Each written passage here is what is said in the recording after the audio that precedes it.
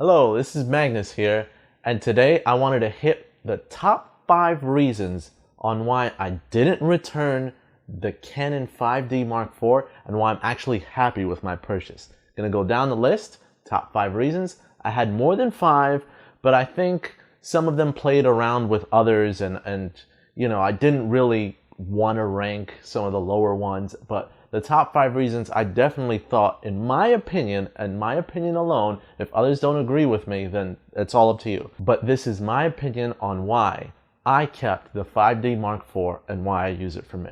Now let's start with number 5. And that is actually, the reason it's 5th place is because it's not really something that I can use yet, but I anticipate that I will be able to use. And that's the hopefully Magic Lantern software updates that usually come to the Canon bodies, specifically the 5D bodies. Now the 5D Mark III was an excellent camera, but then when you added the Magic Lantern software, it made it more of a video camera than what you had without it. I use Magic Lantern with the 6D, and when they added focus peaking and they added zebra lines and they added a bunch of other features such as RAW recording, that camera's level just boosted for me. So the anticipation of the Magic Lantern software is why I really want to hang on to this camera and see what can actually come out in the future. Now moving on. Number 4 reason is the Canon look.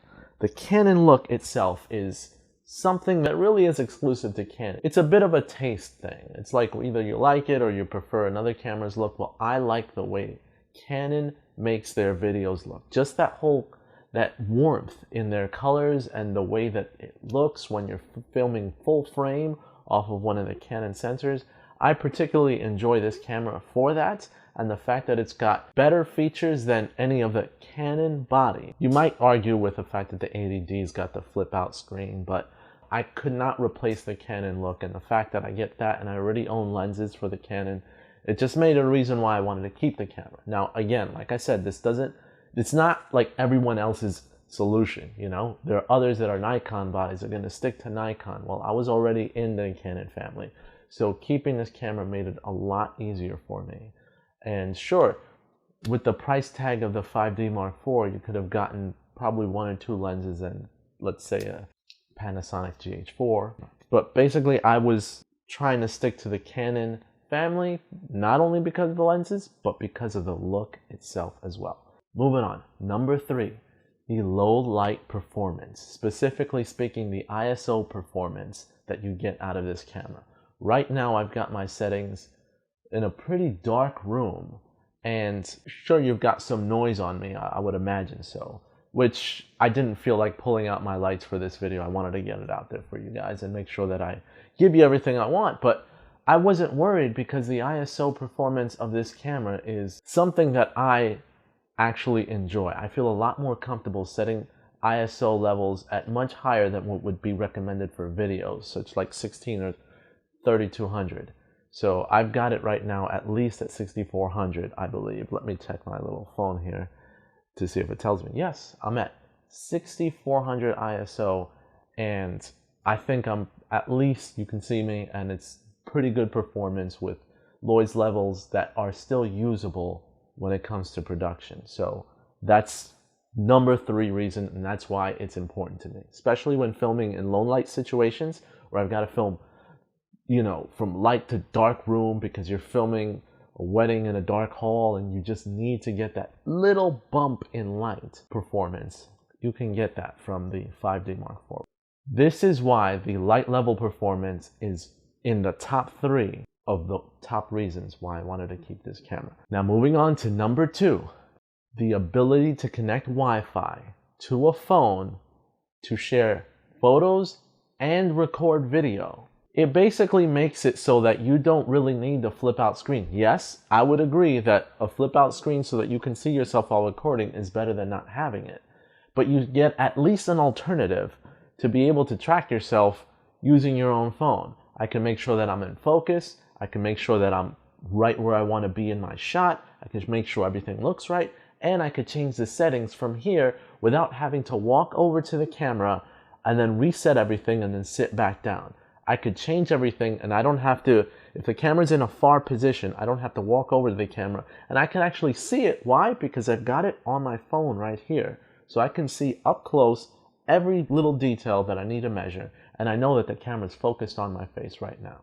So this is why this is number 2. It's so important to be able to see your shot, especially if you're a solo videographer like I can be sometimes, as I am right now. Moving on to the number 1 choice, which I'm sure you guys already know at this point now that I've knocked down a few, is a dual pixel autofocus. I've used this dual pixel autofocus in many situations already filming with this camera.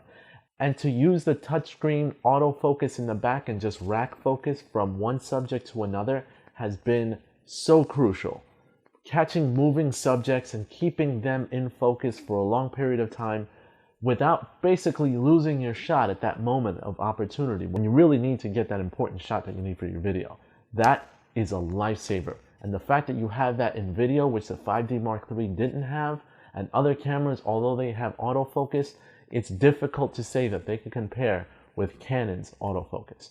Now, I know I tested the NX1 previously with its autofocus, but now that I've used this camera in real life situations, I can honestly tell you the dual pixel autofocus is worth the money. It's amazing, it's incredible, and it's why I enjoy it. So those are my top 5 reasons why I wanted this camera, and I didn't return it, because it's a camera that's actually doing what I need. Now, there are other selections and choices that I wrote down that I didn't mention, such as, let's see, the lens selections, the fact that I've got such a wide selection of lenses, specifically from Canon, that you really can't compare with any other provider. Then you've got the expanded video modes, such as everything that the 5D Mark III had, plus 60 frames per second on 1080p, 120 frames at 720p, and of course 24 and 30p 4K, which is a plus, definitely a plus. But as you know, there are more videos on why you shouldn't get this camera than those that you should, and they mostly have to do with the fact that 4K, nobody's happy with the 4K. Well, in me particular, it's not a reason that I would return the camera. I've used the 4K in almost every video shooting situation, and I have the setup to be able to manage it, so I'm working with it just fine. Touchscreen is also a plus, and then the 5D reputation of cameras. When somebody sees you with a 5D, they know that you're shooting a quality shoot. So what are your top 5 reasons for keeping the camera? Or what are your top 5 reasons for saying, you know what, I don't want this camera? I'd like to know. I'd like to hear everybody's opinion and then give my own thoughts too. For me, one of the favorite things that I like when I create these videos is just comments that people leave, because I like to read all of them. I look forward to them, and then of course hit a like, hit a share, and as always, you can make my day if you subscribe today. This is Magnus, and I'm out. Time to do it.